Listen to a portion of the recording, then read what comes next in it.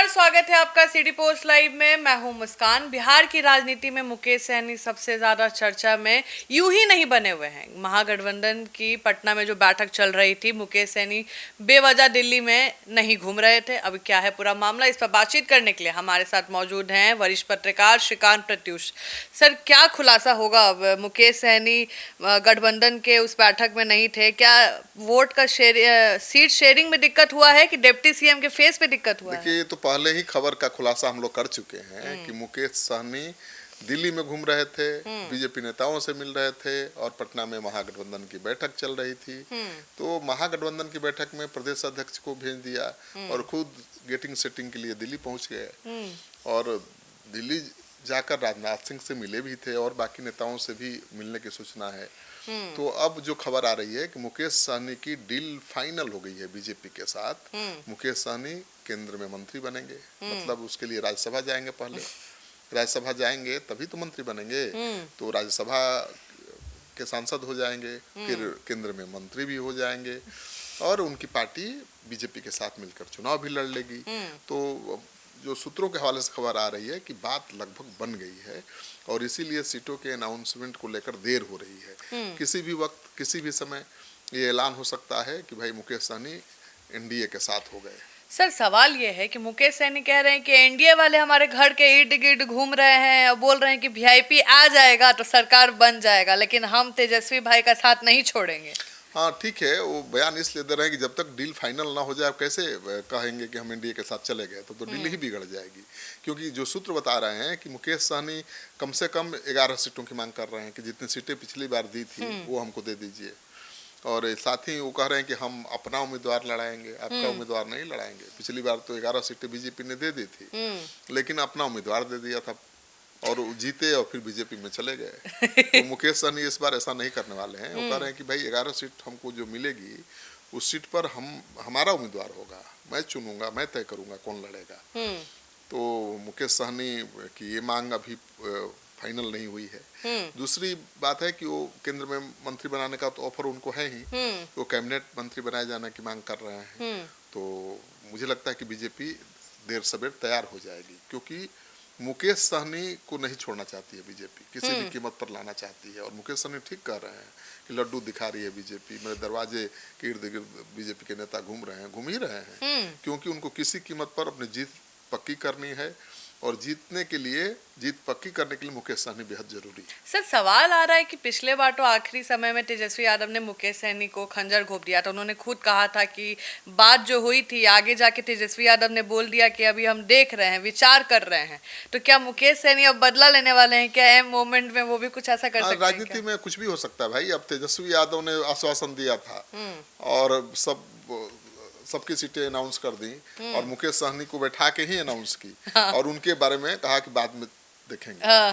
तो मुकेश सहनी उठ गए थे उसी प्रेस कॉन्फ्रेंस से और वहीं उतर के नीचे बयान दे रहे थे कि मेरे पीठ में खंजर घोंप दिया। तो अपमान भूले थोड़े होंगे वो। ठीक है, मुकेश सहनी तेजस्वी यादव के साथ लगातार घूमते हुए दिखाई दे रहे थे, तो ये मुकेश सहनी का चॉइस थोड़े था, तेजस्वी की मजबूरी थी उनको साथ घुमाना, क्योंकि तेजस्वी की नज़र अति पिछड़ा वोट बैंक पर है। और इसीलिए आपने देखा होगा कि कोई दूसरा नेता नहीं, केवल मुकेश सहनी उनके साथ पूरे चुनाव में घूमते नजर आए। हेलीकॉप्टर पर केवल मुकेश सहनी और तेजस्वी, मच्छी भाट का पूरा चला। बिल्कुल। तो ये संदेश देना चाहते थे कि अति पिछड़ा अब मेरे साथ है। अब वो हट जाएंगे तो तेजस्वी यादव का समीकरण ही गड़बड़ हो जाएगा। अति पिछड़ा को तोड़ने में लगे हुए हैं वो।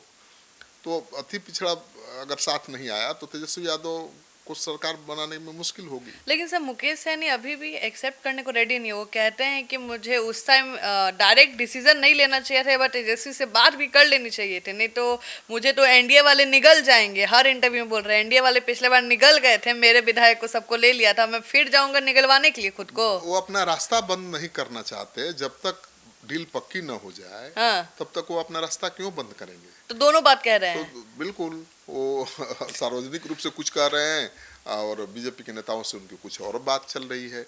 जो सूत्र बता रहे हैं कि उनको मिनिस्टर, केंद्र में मंत्री बनाने का ऑफर दे दिया गया है बीजेपी की तरफ से। सर, मुकेश सहनी, चिराग पासवान, उपेंद्र कुशवाहा, मांझी, इतने नेता हैं।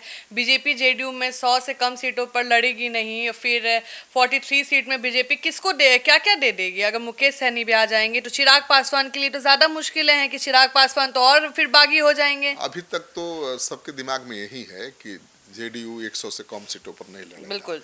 बीजेपी भी उससे कम सीटों पर नहीं लड़ेगी। लेकिन अब दिमाग थोड़ा बदलिए, सोचने का तरीका बदलिए। बीजेपी इस बार जेडीयू से ज्यादा सीटों पर लड़ेगी। बीजेपी जेडीयू से ज्यादा लड़ेगी? बिल्कुल, क्योंकि पिछले चुनाव में तो जेडीयू का स्ट्राइक रेट बहुत खराब था, केवल 43 सीटों पर जीत पाई थी। बीजेपी का बहुत अच्छा स्ट्राइक रेट था, और आज की जो हालात है उसमें बीजेपी जेडीयू से ज्यादा सीटों पर तो चुनाव लड़ेगी। लोकसभा चुनाव भी बीजेपी जेडीयू से एक ज्यादा सीट पर लड़ेगी। तो सर, जेडीयू नहीं बोल सकती है कि पिछले बार चिराग पासवान की वजह से हम इतने से विधायक में रह गए, तब चिराग पासवान तो हमारे दल में ना है? नहीं, अब कोई भी दलील दे, लेकिन जो सूत्र बता रहे हैं कि बीजेपी जेडीयू से ज्यादा सीटों पर लड़ने जा रही है, और इसलिए लड़ने जा रही है कि बीजेपी के साथ ही सारे सहयोगी दल हैं। चिराग पासवान भी बीजेपी के साथ ही है। बिल्कुल। मुकेश सहनी को बीजेपी ही ला रही है। मांझी, उपेंद्र कुशवाहा का भी बीजेपी से ही अच्छा रिलेशन है, जेडीयू से नहीं है। बिल्कुल नहीं। जेडीयू से रहता तो टिप्पणी करते, कहते कि नीतीश कुमार एक पद छोड़ दें, पार्टी का अध्यक्ष पद छोड़ दें, दोनों काम एक साथ नहीं कर सकते। तो नीतीश कुमार तो दोनों काम आज से थोड़े कर रहे हैं, 20 साल से कर रहे हैं। लेकिन सवाल तो उठा दिया उनकी क्षमता को लेकर, उनकी कार्यकुशलता को लेकर, और बाद में बोले कि जेडीयू वालों का कहना था, हमने तो बस लिखा है। नहीं, ऐसे थोड़े होता है। तो मुझे लगता है कि जो बीजेपी के साथ सहयोगी दल हैं, हाँ। उनके बीच भी तालमेल बिठाना है, उनको भी लड़ाना है। तो हो सकता है कि जेडीयू 10 सीट अपना कम कर ले, 80-90 सीटों पर लड़े, बीजेपी 100 सीटों पर लड़े, और बाकी सीटें जो अपने सहयोगी दलों के लिए छोड़ दे। सर, एक तो सवाल आ रहा है। 50 सीटें रहेगी तो आराम से सबको सीटें मिल जाएंगी। लेकिन सर, ज्यादा फायदा तो मुकेश सहनी को महागठबंधन में है। डिप्टी सीएम फेस, सर, उनका यही मसला है कि सीट कम हम ले लेंगे, लेकिन डिप्टी सीएम तो तेजस्वी यादव अपने भाइये को ना बनाएंगे मुकेश सहनी को। सर, अगर तेजस्वी यादव सीट कम दे दे लेकिन डिप्टी सीएम में मुकेश सहनी का फेस को डिक्लेयर कर दे, तो मुकेश सहनी सर एनडीए में फिर जाएंगे? मुकेश सहनी को डिप्टी सीएम जैसे ही डिक्लेयर करेंगे तेजस्वी यादव, उनकी मांग और बढ़ेगी, घटेगी नहीं। बोल रहे सीट में हम कॉम्प्रोमाइज कर लेंगे। हाँ, ऐसा है तो 10 सीट पर मान जाएंगे। वो बोले हम 5 सीट छोड़ देंगे। मुकेश सहनी ये कह चुके हैं कि 40 से एक भी सीट कम हुई तो छोड़ देंगे। तो मन बना के हैं कि भाई 40 दीजिएगा, डिप्टी सीएम घोषित करिएगा, तभी रहेंगे। और ये संभव नहीं हो पा रहा है। महागठबंधन में 40 सीट कैसे देंगे तेजस्वी? वाम दल भी 45 सीट मांग रहे हैं, इन्हीं के देखा देखी। कांग्रेस पार्टी 17 से कम सीटों पर तैयार नहीं है। तेजस्वी यादव को इसके लिए तो खुद लड़ना पड़ेगा 17 सीट पर, तब ना इतना लोगों तो मुकेश सहनी सर तंज भी तो कस रहे हैं कि जिसकी जैसी योग्यता उस हिसाब से दीजिए। नेशनल मत देखिए कि कांग्रेस नेशनल पार्टी है। हमारे साथ खुद उन्होंने कहा कि जब खराब परफॉर्मेंस थी तो थी। तो इनका परफॉर्मेंस अभी तक कहाँ बढ़िया रहा है? अभी तो एक भी विधायक नहीं है पार्टी के। हाँ, उनका वोट बैंक है। हाँ। और वो वोट बैंक जो है कहीं भी एक तरफा होके पड़ जाए, किसी के साथ चला जाए तो नतीजा बदल सकता है। ये सच है। और इसीलिए तो वो हॉट केक बने हुए हैं, उनको सब अपने साथ लाना चाहता है। तेजस्वी यादव आलू वाले हैं जो कहीं भी मिक्स हो सकते हैं। भाई उन्हीं को तो अमित शाह हेलीकॉप्टर में घुमाते थे, और उसी से तो उनकी पहचान बनी, और सन ऑफ मलाह के नाम से मशहूर हुए। और उन्हीं मुकेश सहनी को तेजस्वी यादव भी घुमा रहे थे अपने हेलीकॉप्टर में क्योंकि वो तो हॉटकेक बने हुए हैं, जहां जाएंगे उसकी जीत पक्की हो जाएगी। तो मुकेश सहनी को ऑफर मिल चुका है, बातचीत भी बहुत आगे बढ़ चुकी है, और ये तय मानिए कि मुकेश सहनी को लाने के लिए, एनडीए में लाने के लिए नीतीश कुमार भी अपनी सीटें घटाने को तैयार हो गए हैं।